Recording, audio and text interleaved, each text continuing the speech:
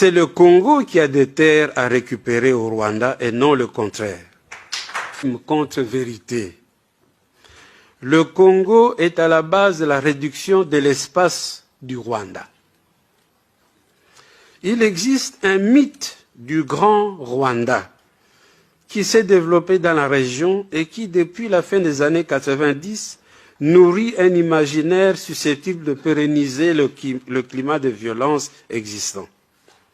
À partir de la manipulation des mythes anciens, on prétend qu'il aurait existé naguère un grand Rwanda qui englobait les espaces actuels du nord et du sud Kivu, et que ce grand Rwanda aurait été combattu puis réduit à des portions congrues lors des conquêtes coloniales.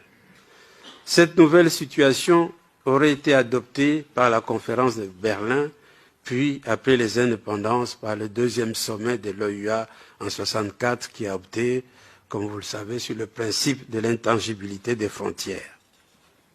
On comprend alors que cette soi-disant reconstitution du passé puisse alimenter des velléités hégémoniques du présent en vue de l'accaparement éventuel d'une partie des terres congolaises. En ce qui concerne la frontière rwando-congolaise, si on peut passer la carte suivante, la situation ne souffre d'aucune ambiguïté.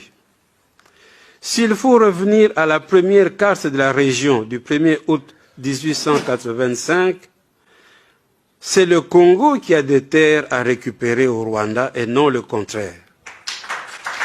Car sur cette carte initiale, si vous pouvez bien regarder ce coin-là, sur cette carte initiale, la partie occidentale du Rwanda était congolaise. C'est l'expédition du comte allemand von Gotzen, faisant la découverte du lac Kivu en 1884, qui permit la réouverture des négociations qui aboutirent à la signature de la Convention du 11 août 1910 avec l'Allemagne.